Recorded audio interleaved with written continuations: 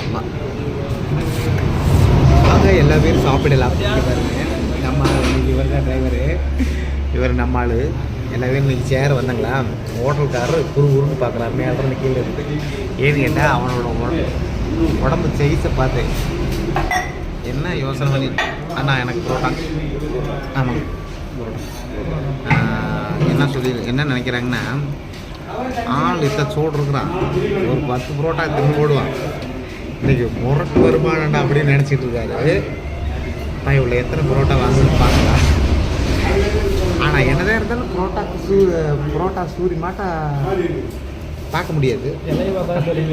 எங்க எனக்கு டம்ளர் காணா அடப்போம். தண்ணி பார்த்தீங்களா, தண்ணி ஊற்றிவிட்டு இவங்க எனக்கு தண்ணி ஊற்றாமல் இருக்கிறாங்க.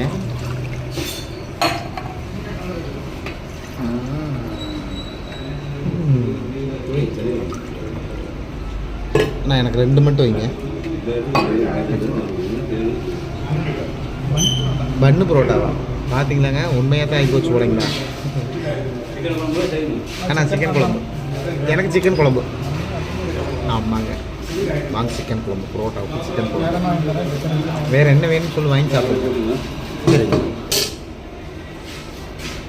மீறிடு வருவல புரோட்டா சூடி பன்னு புரோட்டா கேட்க.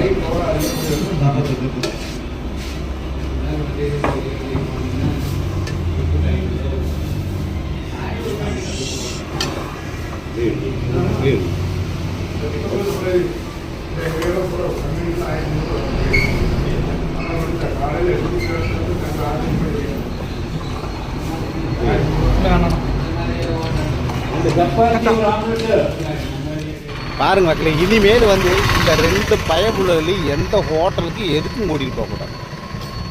ஏன்னு கேட்டிங்கன்னா, அந்த ஹோட்டல் காரக்கூட சண்டைக்கு போயிட்டு இருக்கிறாங்க. அவர் ஒரு தண்ணி ஒன்று வச்சார், தண்ணி ஒன்று ஊற்றி கொடுக்கணும்ல, முறைச்சி பார்த்தா என்னங்க அர்த்தம்? பொறுமை வேணுங்க, பொறுமை. டொக்குன்னு கொண்டு வந்து வச்சா மண்டையில வச்சாரு. 2 புரோட்டா கேட்டதுக்கு 1 புரோட்டா கொண்டாந்து ஏங்க. அவர் என்ன நினைச்சாருன்னா, 2 புரோட்டான்னு இவருக்கு ஒரு புரோட்டா, அவனுக்கு ஒரு புரோட்டான்னு சொல்லி நான் கொடுக்குறேன் தம்பி இரு. ஐயாங்க, ஒரு இடத்துல சாப்பிட வரணும்னா கூடவும் இருக்கும் குறைச்சும் இருக்குமல்ல. என்னங்க நம்ம சாப்பிட போகிற இடத்துல மட்டும்தான் அப்படி இருக்குமா? அது என்ன முதல்ல இல்லை எல்லா பக்கமும் அப்படி தான் இருக்குது. சில பக்கம் அப்படி இருக்குது, சில பேர் அப்படி இருக்காங்க. என்ன பண்ணுறது?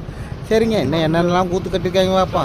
நல்ல வேலைங்க, நான் செக் பண்ணிக்கலாம் இருங்க. எதுக்கு செக் பண்ணிக்குவோம்? சக்கைக்கு ஆட்டைக்கு இது போட்டு வந்தாங்க. திருட்டு பசங்க.